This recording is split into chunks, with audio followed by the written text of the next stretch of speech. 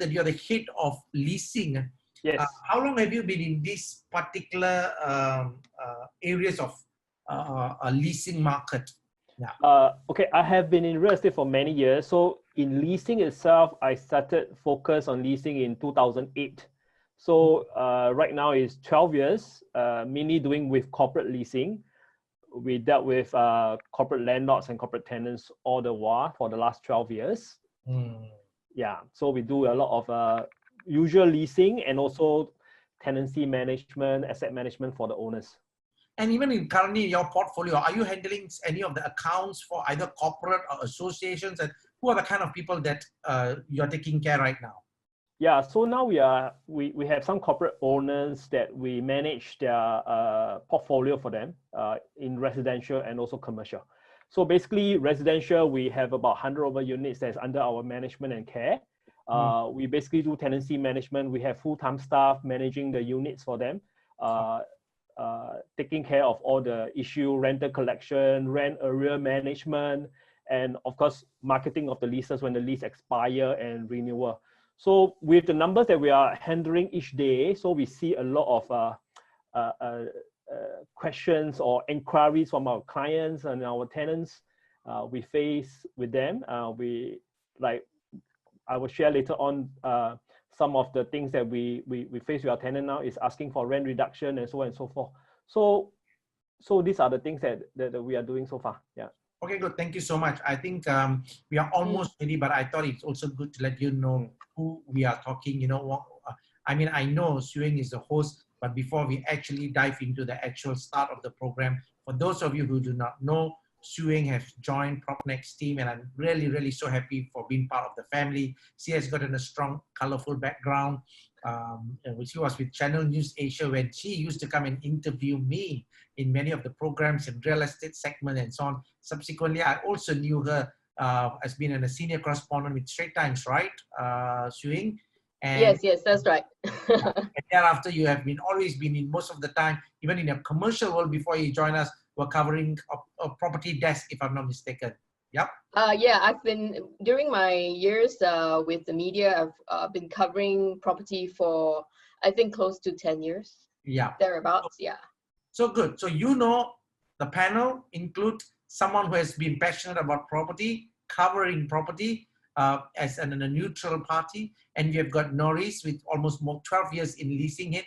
And exactly he said, PropNex have set up our own leasing department, and Norris is the person who's heading this with his own team of salaried staff. And imagine, we are not talking about a salesperson who's doing rental one or two, but we have got more than 100 over accounts handling, managing, and leasing and all other issues, and other than commercial properties as well. So with that, Suing, it's all yours. Let's start our program today.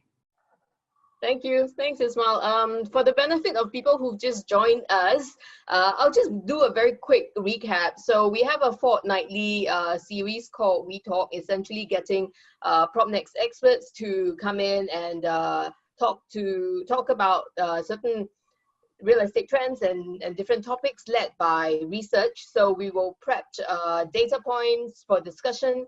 The following week, which is next week now, we discussed that would be also covering the topic of residential leasing. That is a bit different because in that session, we will be taking your questions.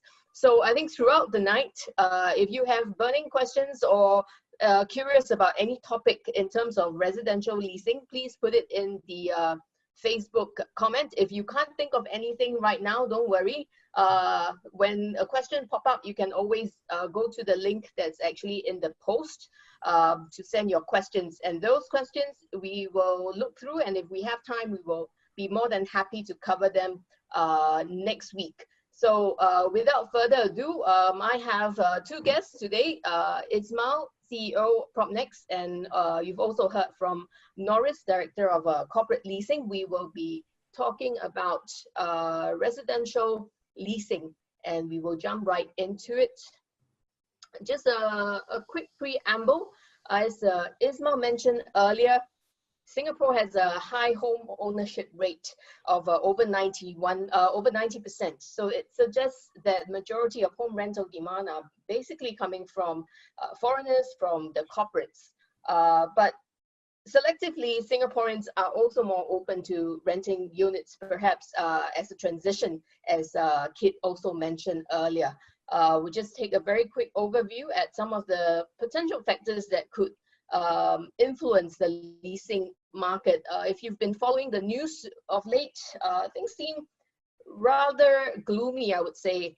The job market is quite weak, and then also you've read that the Q2 GDP also plunged by a record 13.2%.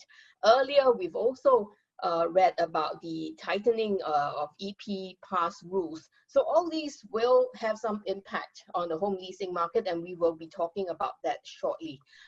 Maybe we can look at the leasing volume first. So if you look at leasing volume from Q1 to Q2, there has been a 10% drop. So Q2 leasing transaction volume is just above 18,000, down from 20,300 plus in the first quarter. And the decline, as you can see, is actually led by the CCR. CCR transaction fell by 14.5% from Q1 to Q2. Essentially, we are seeing this as more of an impact from the pandemic, from all the movement controls and restrictions instituted during the circuit breaker and the phase 1 period. Looking at the top rental transactions in the second quarter, we have quite a good mix. Topping the table will be the sales at Marina Bay, going for a median rent of $5 per square foot per month. It looks like a good mix, but actually out of this top 10, 5 are actually from the OCR. So number 2, Watertown, that's in Punggol, U-Habitat, that's Eunos. Maybe at this stage, I would like to bring in Norris and Ismail to just get some color on the leasing demand. Maybe Norris, let me ask you first. For the CCR and RCR, do they tend to see more leasing inquiries compared to OCR based on your observation? Yes, CCR and RCR tends to have more leasing inquiries, and also it shows in the volume as well. So OCR, all the while we know that the prime 9, 10, 11 has been a rental hotbed for the last 10, 20 years. And of course, increasingly, RCR and OCR has also started to have more leasing volume picking up over there. But traditionally and right now, still CCR and RCR will still have more inquiries. RCR now have more inquiries from District 15, District 5, and all these locations. We see a good number of volume transaction over all these RCR location. So in terms of the volume, I guess these two are quite on par. Okay, maybe if I add on, Swing, maybe you can help me to go to the earlier slide. I think that will put in a greater perspective in terms of volume that we are talking about. I think first and foremost to all listeners, especially if you're not a salesperson, I think I want to be just fair to you. When we talk about what is CCR, RCR, and OCR, it is referring to the core central regions, basically being District 9, 10, 11, surrounded by the Orchard area, and as well as District 1, 2, 3 in the core financial district of Shenton Way and Marina Financial Centers area. And then you have the RCR in just the surrounding areas. It could lead all the way to Whampoa, Marine Parade, Eunos, and the outskirts. And the OCR is outside the core central region, which is Tampines and Yishun and any part of the other. Therefore, when Norris was saying in terms of the numbers, then you say, hey, how come actually at the end of the day we look at it, OCR at the highest number. But when you look at it in proportion to the number of private properties, in terms of percentage and proportion, RCR and CCR has got more investable properties, and that's why it is high. Okay, so I will say one thing. The fact that in the second Q there was 18,281, just about 8% lower overall, is a commendable performance when the fact that people are not even able to travel with the restrictions. So that really goes to show the resiliency of our economy, and as well as the fact that Singapore is not sending back all the expats or so, because people have to still continue to work. That's why the rental demand has been relatively been positive in the second quarter. Yeah. Okay, then here I think there's something that is quite interesting here is this. Yes, CCR was being topped at $5, but then again we look at it, RCR, Commonwealth, also commanded a $5.10. So that's where something interesting that we can work that out. Does that mean investing at outskirts of the CCR that give a higher median rental rate is a good investment from a rental yield perspective? I mean, rental yield is being defined as the outlay of your purchase of your property versus the rental amount that you collect. Therefore, I think generally, yes, prices are strong, I must say. And even for properties, let's look at it, OCR, Watertown, $3.40 versus Sim Urban Oasis, $3.90. So this is something for you to understand the per square foot price per month. But overall, I think many of the specialists can guide you through. This will show if you invest in a property or you buy in a property, what are the kind likely rental rates you could attain. Yeah. I think we're just going to dive a little bit more into the home leasing volume trends. This one starts from 2005. If you look at the overall transactions in terms of leasing transactions versus the value, you can see that actually the transaction numbers has been steadily rising through the years. If you look at the periods of the global financial crisis, 2008, 2009, the leasing actually held up. Well, Norris, earlier we were talking about this. Yeah. Essentially, that's partly because a lot of all these leasing contracts, they are locked in 1 year, 2 years. So it's not really seeing such a knee-jerk impact, right? Yes, yes. So most leases here, we have 2 years lease, and people tend to stay long also in Singapore, what I've seen. And I remember 2018 and 2019, even though there's a financial crisis in the US, in Singapore, we are still quite okay. We only have a small number of aspects that have to terminate the lease and go back to their country because they are in the banking sector. But those are not in the banking sector, they are still in Singapore. The business is still running here. So I guess that contribute to our healthy volume here, that we don't really see a drop. Would you consider now to be a tenants market? I wouldn't really say that it's a tenants market, because the last 2 months, we still have leases that we secure the rental. We don't really have to really drop a lot, or we don't even reduce the rent, because the past transaction of the last 2 months is still show kind of steady before the COVID and the circuit breaker period. So we have tenants still sign lease with us, renew lease with us at the same rent that we didn't really have to reduce. But there are cases that we reduced up to 15%, but those are a little bit more on a $10,000 rental and above. That owner or that tenant see a very different kind of a situation, and owner willing to reduce the rent. Other than that, mostly are quite stable. It's still quite stable right now. I wouldn't really say it's a tenants market at this point of time. Yeah.